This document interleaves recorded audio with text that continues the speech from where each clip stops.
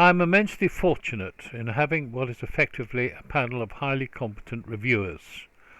I ask them to pull no punches, and they very kindly do this, I think, with the best of intentions. In this case, one such person was formerly head of a police driving school. He felt that whilst he might understand where I am coming from, the tone might seem too one-sided and perhaps inflexible for the general public's consumption.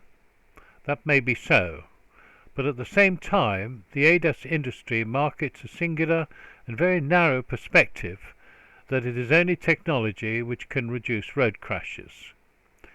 With a current global market of some $32 billion, estimated to grow to around $76 billion by 2032, that market is not going to welcome any rippling of the waters. Yes, technology is the way things are going, and without doubt there are instances where it saves lives.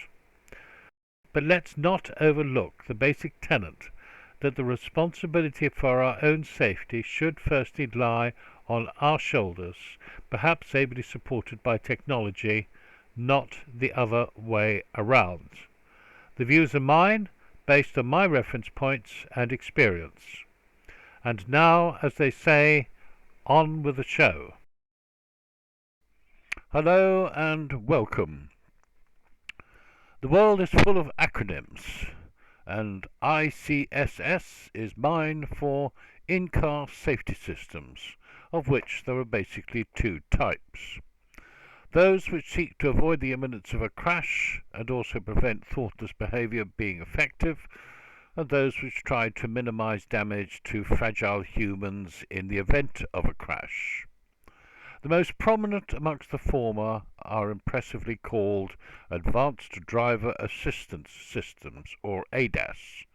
Basically, these systems have sensors which detect activity in the immediate vicinity of a vehicle, and as such they would be better called close proximity sensor systems, because you should be looking and thinking far beyond the range of these devices. Long view to right-hander, about a mile on.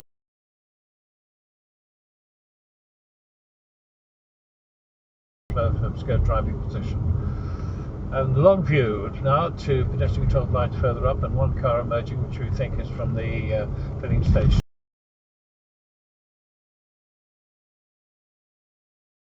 We've got a hatch from the filling station, nothing in the pedestrian controlled light. The latter are really damage limitation devices, but neither of those definitions would be impressive in sales and marketing brochures, because ultimately it comes down to sales, either of technology to a manufacturer or manufacturers seeking to impress the public in a highly competitive marketplace. This leads to a lot of hype and everyone tripping over themselves to impress potential customers, also with similar devices having different names with different manufacturers, to try to say this is unique to us. Much of the hype is focused on generating the singular belief that these so-called safety devices and systems are the real route to avoiding road crashes. As and when fully automatic vehicles, FAVs, occur, and where they exist, that may be so. In the meantime, the general presumption is that everyone is concentrating properly and that accidents can happen. In other words, they somehow occur suddenly and unpredictably, therefore technology is needed to deal with what humans cannot. However, in reality, this concept does not make much difference when it is still accepted that the majority of crashes remain linked to driver error, and driver error has an uncanny knack of causing crashes in spite of whatever gizmos are fitted to the vehicle.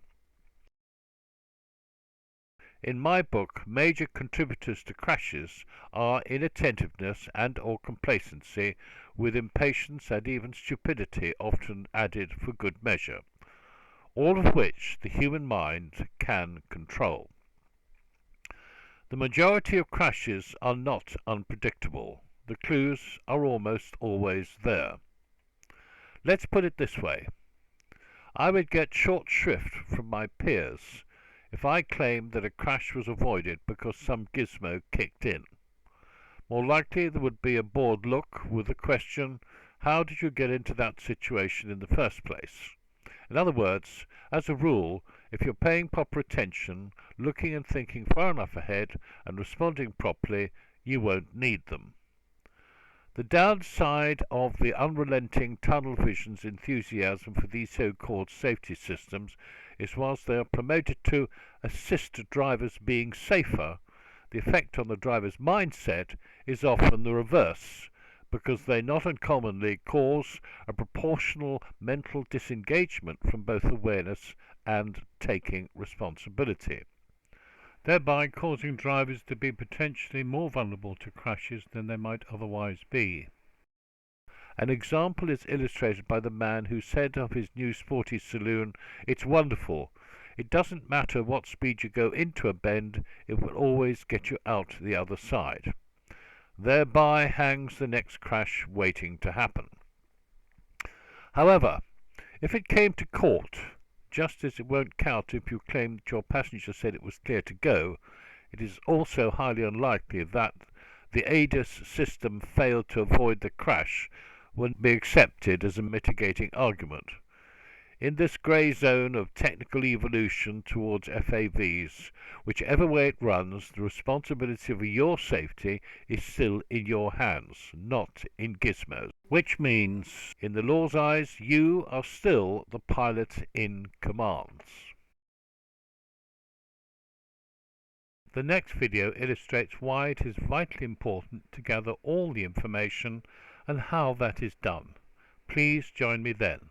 You might like to join the Facebook group of like-minded people where you will have news of what's coming and new videos which have been posted. You might also like to help previewing some videos and contribute feedback on the channel content. Thanks for watching, and I look forward to seeing you at the next video.